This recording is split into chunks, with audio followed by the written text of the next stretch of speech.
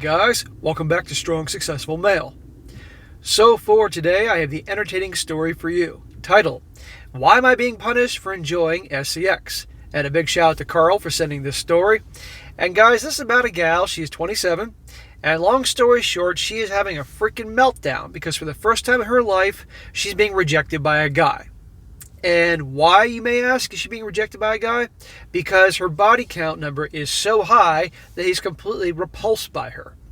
You're going to see this story that she has a history from she was a young gal developing of getting never-ending attention from guys, using her looks, using her sexuality to get her way, to get guys to get gifts, get money, get better grades in school from the teachers, get accepted into a school she shouldn't have gotten accepted in, a better job, promotions, everything. She's going to admit to all this. And you can tell she has an ego up near the stratosphere.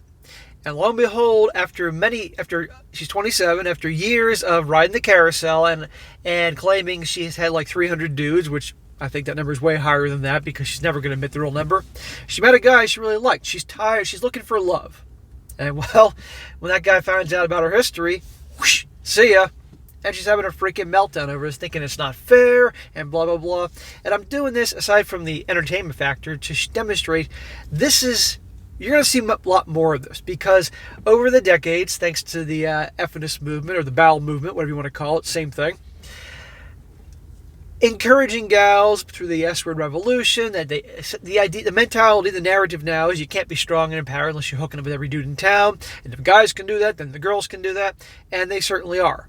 The carousel riders, you've heard it all. Well, now eventually, when these gals want to settle, guys don't want that. No guy wants a gal that has had numbers like that. It's disgusting. Absolute turnoff. And while there are some gals out there that don't mind guys with high numbers thinking they got a prize, for the guys, it's not a prize. And she doesn't understand this. And so I'm going to go through this, guys, and it's entertaining, and it's also an example of what truly is yet to come here, given in the world that we are in right now. So it starts off, she says, it's all anonymous, so I don't have to worry about being called vain, but I am a beautiful woman. As soon as I hit puberty, heads began to turn.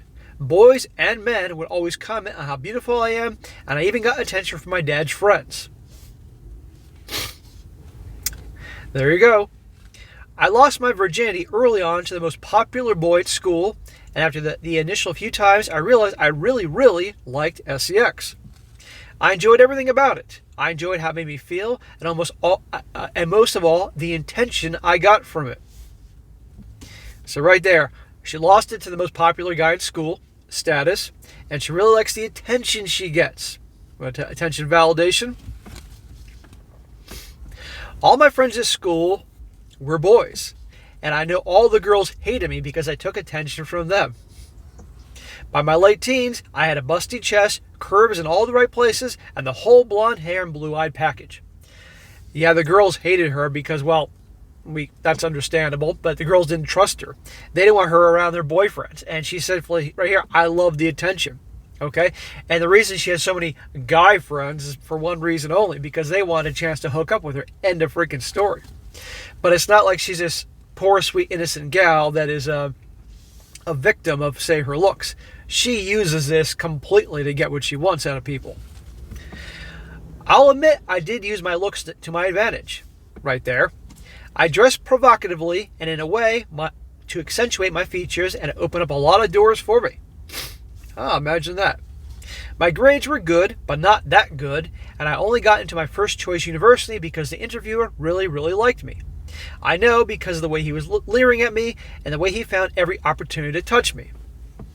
So, early on, she said right here, the second she started to develop, dudes are looking at her, her dad's friends are looking at her, and she knows this. And this is why, guys, you can't be in relationships with 9s or 10s.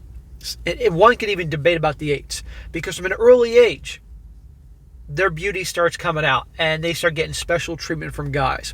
And their attitude is, I'm the freaking queen, I demand attention, I get my way, I get what I want, and they have meltdowns when they don't get what they want. Right? And there's going to be never-ending supply of dudes that will do anything.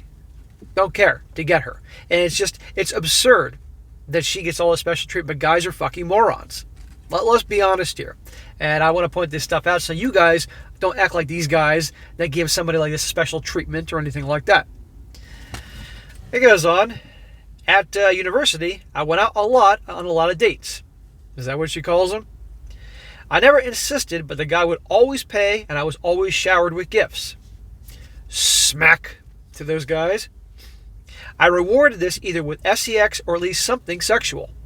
I didn't think I was taking advantage of something or the other way around because I never asked for anything.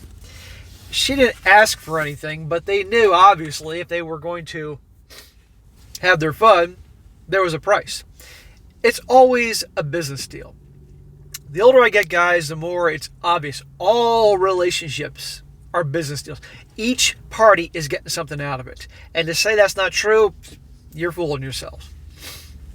This continued when I went to grad school and when I was working.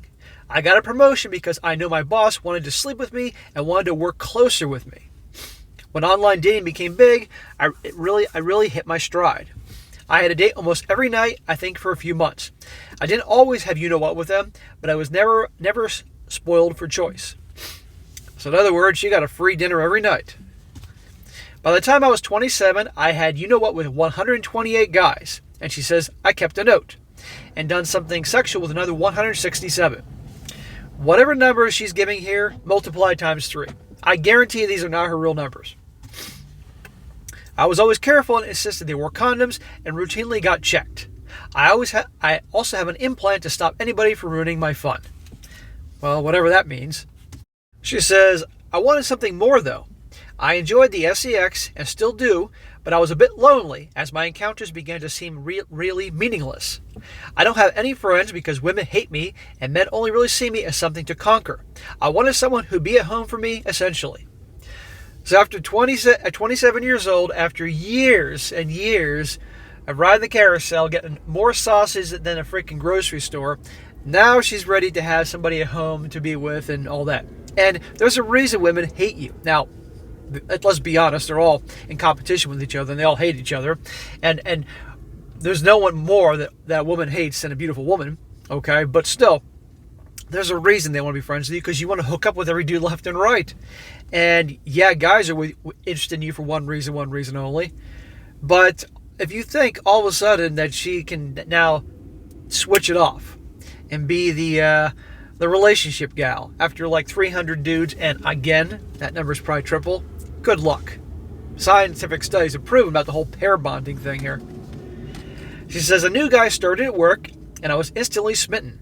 Tall and handsome with hair that he could never seem to get under control. For weeks, all I wanted to do was reach out and caress it. He was just so gentle and kind that he stood out to me. Maybe he noticed me, or maybe it was fate, but he began to talk to me more and eventually asked me out.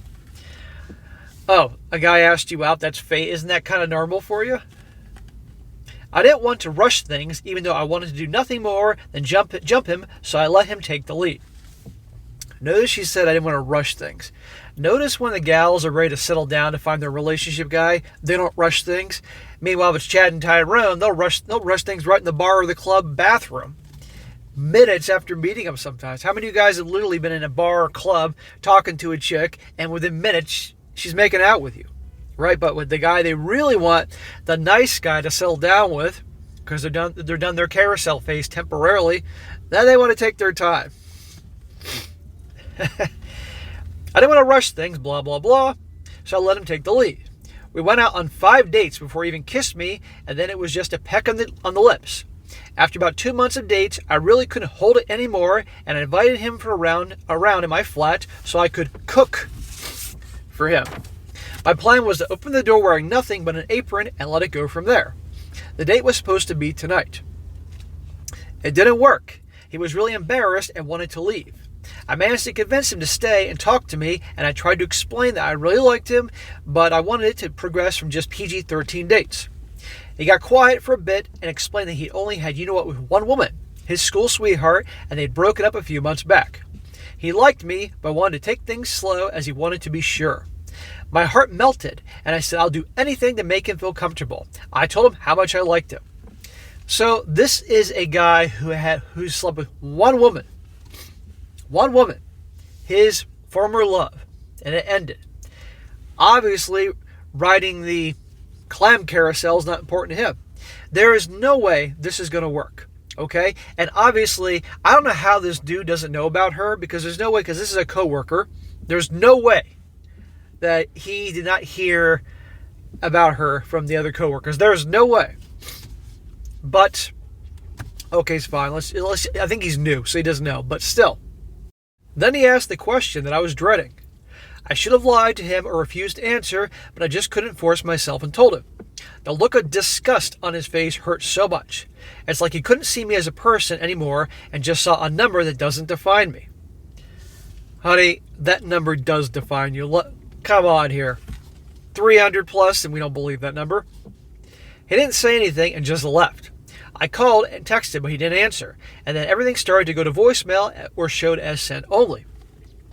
I don't get why I'm being punished. He said he liked me, but because I enjoy sex, he doesn't want me anymore.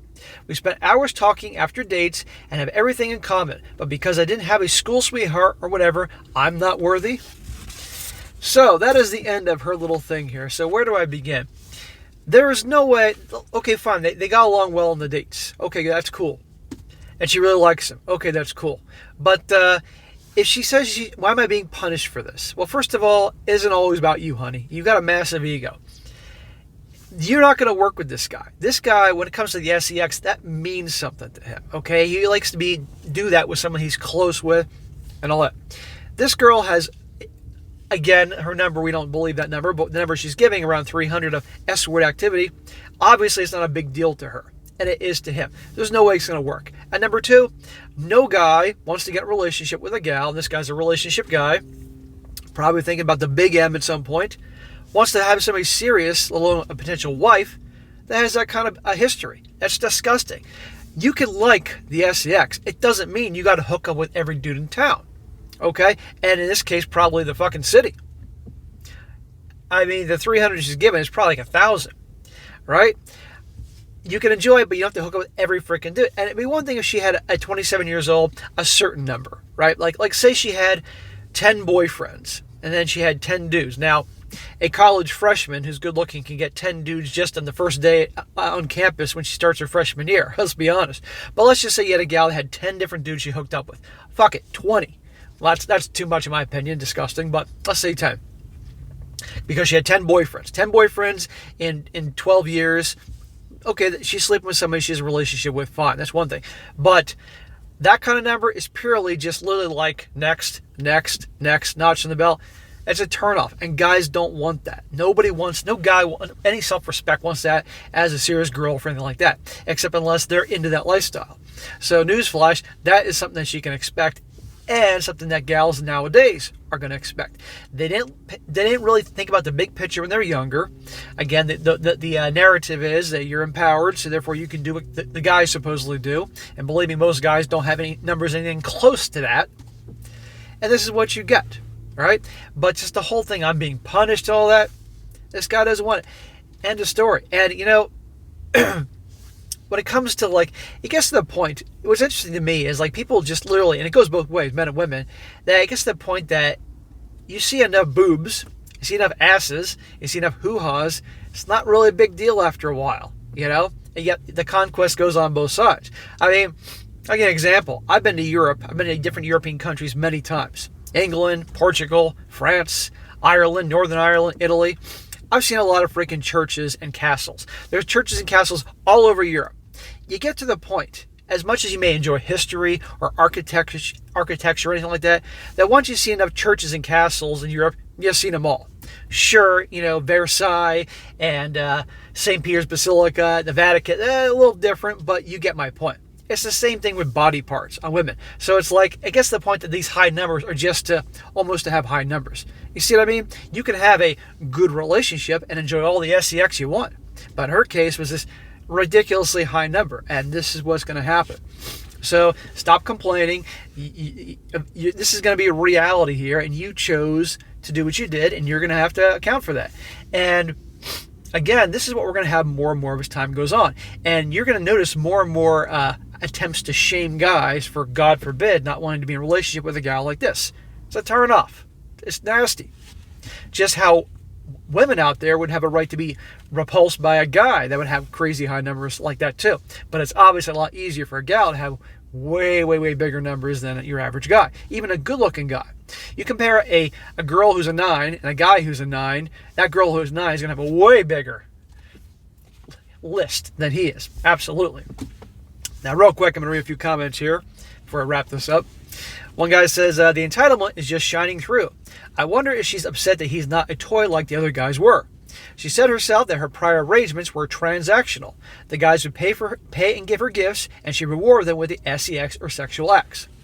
Now she meets someone who isn't like that, and she doesn't understand that his worldview is different from hers, and that he finds it deplorable that someone has taken something non-transactional and made it transactional. Exactly. They're not compatible.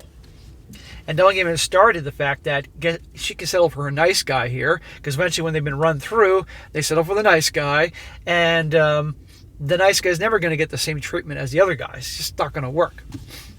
The fact that she feels punished for this difference in opinion is also a sign of her underdeveloped personality, because by her own admission, she used her looks and S-word appearance to get what she wanted, rather than grow as a person and learn to work with people. Now the guy here says, stop acting like you're entitled to his love. You're not. Everyone has a preference. If he's not shaming you for sleeping around, leave him be. You're not being punished for liking SCX, but you're being rejected because of his preference. Find someone who's comfortable with your numbers. The only one that's going to be comfortable with her numbers is going to be a dude, potentially he's into the same lifestyle, or a porn star. Another guy says here, so he didn't run away from you because you enjoy sex. He ran away because you enjoy sleeping around. There is a difference.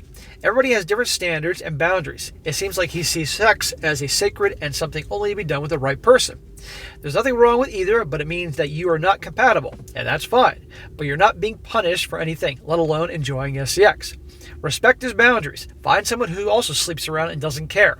And it's important to realize when you aren't compatible with someone, I'm not even going to touch the fact that you sound very self-absorbed and you use your looks to get what you want from people.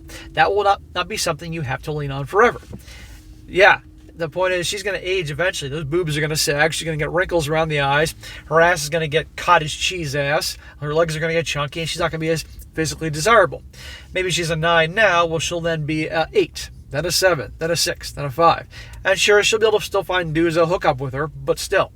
But again, it's funny, you had this gal who's all of a sudden just wants to, like that, become the relationship girl.